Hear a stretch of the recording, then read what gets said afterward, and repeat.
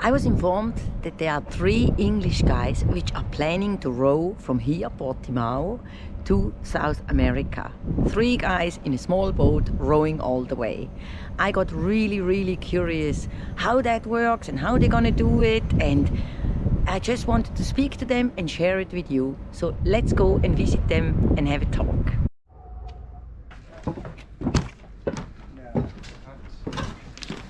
So here we are in the middle of the preparation. Hi guys. Hey, how you doing? We have a lot of people out there which first would like to know more about your adventure. Please tell me a little bit. Great. Well, the plan is that we're leaving Portimao in a day or two, and we are going to row as a crew of 3, 7,000 kilometers across the Atlantic Ocean to French Guiana in South America. How long do you expect the trip to take? So we're aiming to beat the world record. So there are not many people who have actually rowed from Portimao or from mainland Europe to South America. Only about 10 boats have ever done it, and the fastest it's ever been done is in 48 days, and we aim to beat that record. Wow. Okay. So 47.5 days. Yeah, hoping the wind's in our favour. And what is your motive? What gives you the strength to do that? Well, so it all came about really from the charitable angle. So my father had a rare form of dementia, so he had that for about 20 years, and when he died a few years ago, I wanted to think of a big challenge that would help us raise a lot of money for dementia charities, and this was what we came up with. So this is essentially a fundraising expedition for a charity called Dementia UK, which supports people with dementia and their families. Now, questions like everybody. What do you eat and drink, for example? I mean, look at the size. You are 3 people, and you need to bring all the food, drinks, whatever you need. You bring all of it. How many meters is the boat? The boat from tip to tip is 8 meters. The rowing component in the middle that you can see here is about 6 meters. So that the seats are missing, they are out at the moment. So we've taken the seats out so that we can show you, but usually this would have your feet would be here and your seat would be there for rowing, and you can see where you put the oars. Yeah. And in terms of what we eat, this is 3 fire pot meals. So these are dehydrated ration packs. So we fill these with boiling water, or in fact they do work with cold water as well if you leave them longer. And this one here is beef stew with pearl barley. And we have lots of different flavors of these, and each of these is about 500 calories. We'll have 4 of these a day, plus one 1,000 calorie meal. And then on top of that, we have these, which are called human food bars. Incredibly nutritious, have a huge amount of nutrition in them and about 300 calories in each one. So this has vitamins, and we eat 3 of these a day each. So we'll have about 3,000 calories from dehydrated food and about 1,000 calories from these. And then on top of that, we have all sorts of other things. So these are desserts in a little packet. So this is a chocolate brownie. Oh yeah. And then you can see things. What a luxury. Chocolate bars. Oh yes. Just a lot of chocolate bars and things like yes. that. So. Oh wow. And that's it really, that is what we'll be eating. And Steph can show you, or Dirk can show you. So something people will ask you is chocolate, won't that melt? And the interesting thing is, because this compartment is close to the water and it is closed with a foil lid, this stays remarkably cool. So it's a fantastic fridge. Yeah. But when we get to the Canaries, the water will obviously be warmer, and we will need to redistribute things to keep it closer to the water. Okay. Okay. Now talking about it, water. I mean, Water's over here. So in this compartment, we had a little bit of a problem this morning, but we've found the spare parts. So just behind my tools, this is a water maker. Yeah. So this draws water from underneath the boat, sucks it in, and it goes through a really fine filter which compresses the seawater out. And just over here you can see this little blue pipe, and this gives us the clean water. 40 litres of clean water we can make in 3 hours.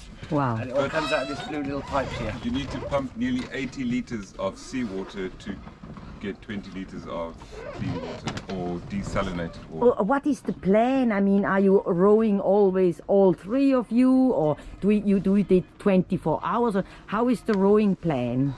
Yeah, so the rowing schedule is essentially 3 hours on, 3 hours off, rowing 24 hours a day non-stop. So if you imagine, out of that 3 hours, you will row 2 of those hours with a crew member, So there'll be 2 of you rowing, and one of those 3 hours you'll be rowing on your own. And then you have 3 hours rest, which could either be boat maintenance, making food, or sleeping. And then you're back on for 3 hours. So out of 24 hours, each individual will row 12 hours. And of that, 2 of the hours is with someone and 1 is on their own. And but the boat is always moving, so the objective is to always have the boat moving, always rowing, otherwise you'll get blown off course and you just have to correct. Okay, okay. Now, imagine it's your turn to rest. Where do you sleep then? Steph? So you can sleep. This is a bit messy because it's not ready to go yet, but in here, Gives an idea. 2 people can sleep in here with our lovely blue cushions. And you sleep quite comfortably in there. We've got fans in there, we've got electricity in there so we can charge our phones to listen to music. Oh wow. All our little bits and pieces go in these nets down the side. Get on, you can have a look. Yeah. Yeah. And yeah, so that's the more comfortable end. But you can sleep in the control end as well. So if you go and have a look in there, there's some Dirk will beautiful show you pink around. cushions. So over here we've got the control cabin, and a person can sleep here with their legs going down this way. And this is also the area where we have the rudder, which is connected to an auto helm, and our navigation equipment, the VHF radio, the automatic identification system, the GPS system. Everything is housed here. So the person that rests here will also need to do some of the navigation input. And you can see it is a fairly snug cabin, but yes, there's space here for 1 person, and in the event of a storm we might need to hatch up 2 people in here. Hygiene. Hygiene. Toilet. Washing. How does that look? You're stood next to the toilet. I'm standing next to the toilet. I will demonstrate.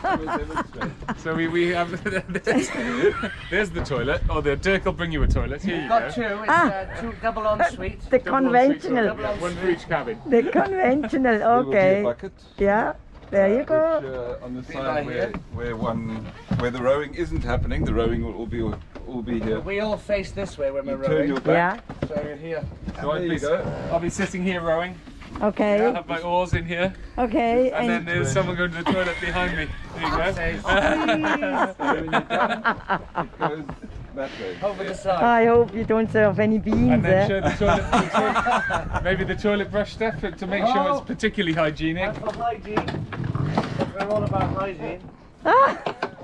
The toilet brush To clean it to out. clean him out, and puts himself away. But please clean the brush before. Yeah, you you've do got to that. clean the brush before you let it go. Very important. Very important. And in terms of keeping clean and washing, we have wet wipes. So we've been sponsored by a plastic-free, ocean-friendly wet wipe company. Oh. And we just use those to wipe down. Most importantly, to wipe your lower half, Yeah. because of sitting in the seat and being covered in salt. But you could also use it for a full body wash. And we can jump in the ocean, but we don't. That's cool. Yeah. Good to know for the Kind of by sailors. nature, they're very good for sailing. Very good. Yeah, you don't. So we'll be using those, and you can jump in the ocean, but we won't do it very often. Do you have specific tasks divided by you guys, or is everybody doing everything? I would say we have specialties, but everybody will be doing everything. So Steph has the most experience in engineering and fixing things because he is an electrician. Dirk is a doctor, and I will be doing everything else. So yeah, He's the boss. He's the boss, though. maybe looking after the emotional side. Okay. We have a further important task. This is a hydrophone. This is used to do underwater sound recordings, and we will be recording whale song and dolphin chatter on the way. And this is one of the tasks that we will also share to make sure this is in the water as often as possible, and then to download the recordings. And it's quite a great opportunity because we'll be spending 2 months, hopefully less than 2 months at sea, covering 7,000 kilometers in an area where research ships don't often go. So one of the jobs we will have to do. Fantastic. Extremely interesting. Did you do any special preparation for this? You know, like physical something, or even mentally, or anything special for this trip? Did you? Physically, yes. We all 3 of us had our own training regime, depending on what we felt was most important. Core stability is one of the most important aspects of this, for which Pilates exercises are very good. Endurance and strength training, we all had our own regimes depending on what our own needs and demands were. And then in terms of mental training, I'll hand over to Johnny, who will tell you a bit more about mental training we've had. Yeah, so the mental side of the trip is obviously absolutely massive. We need to gel as a team. We'll be in a hugely stressful environment and we'll be sleep deprived for the entire time.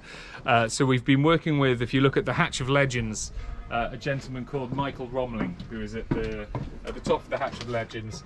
He is a trained psychologist, therapist, and behaviourist, and he's been working with us. He works with lots of other sort of endurance athletes and sports people, and he's been working with us to ensure that we are mentally prepared and that we know what to do in the case of in the case of us being incredibly stressed and facing all of these challenges. So Yes, yeah, there's been a lot of preparation Wow, into that. very, very interesting. Did you ever do something so extreme before, or is this your first? Never. Adventure? Nothing as extreme as this. We've had many adventures over the years, all of us, in our own ways. We're extroverts in what we like to do, but nothing as extreme as this. Okay, No. okay, this is it. Okay, and how are you prepared for an emergency? We've got the life raft just next to you there. This will be attached to the boat. We've taken it off. Usually lives by there, but we put you on brand new jack stay that you kindly helped us with. This is the brand new sponsored Jack Stay, the Sponsored best Jack Jack Stay by Stay we yours, have. you know Yes, that. this is the very best. So Jack that Stay. came off, that usually lives just by there, so you just cut the straps, it's attached to the boat, it inflates. We are always harnessed when we're at sea, we are always harnessed, no matter if it's flat like this or it's really bad weather, we are always tied to the boat, no matter what. That's the number one, because it's hard to turn around and rescue someone in a boat like this. Yeah. Further to that, we've got the EPIRB just next to Dirk over Yeah, there. EPIRB. You all know the sailors. Yeah, all the sailors will do. In really bad weather, we've got life jackets with PLBs, which the nautical people amongst you watching this will know what are, the personal locator beacon. Yeah. But those, it's very difficult to row in a life jacket, so that's where the harness is important. So the life jackets come out when it's extreme weather, really extreme, and it's just a little extra precaution that we can take. Yeah. And that's, well, we've got satellite phones. Two satellite phones. Two satellite phones. And we have a spare EPIRB in the grab bag. We obviously have flares, so we've got parachute flares, handheld flares, all of the things you'd expect. And then a fully kitted out grab bag, which has got emergency food. It's even got a solar panel in it in case we end up on a lifeboat. It has a spare satellite phone. It has a handheld VHF radio, spare food, spare water. So everything you'd think to take in a grab bag. Yeah. Are you scared?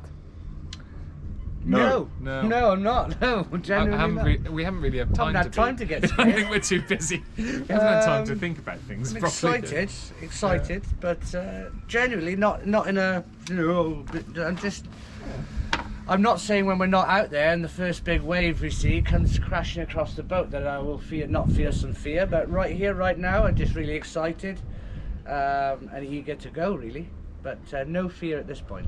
Okay, probably healthy respect towards the ocean, Oh, as we all have. 100% respect. Because we're so well prepared, I'm not worried about us and the boat, and I can't worry about things we can't control. Yes. So, yeah, ready to go. Not as good? Great. Okay, guys. Thank you very, very much for answering all these questions. I wish you all the best, and hopefully I'm going to be here and wave you goodbye. when We you really go look out. forward look to it. through. Thanks Thank so you much so for your Take support. care. Bye, guys. Have a good trip. Bye.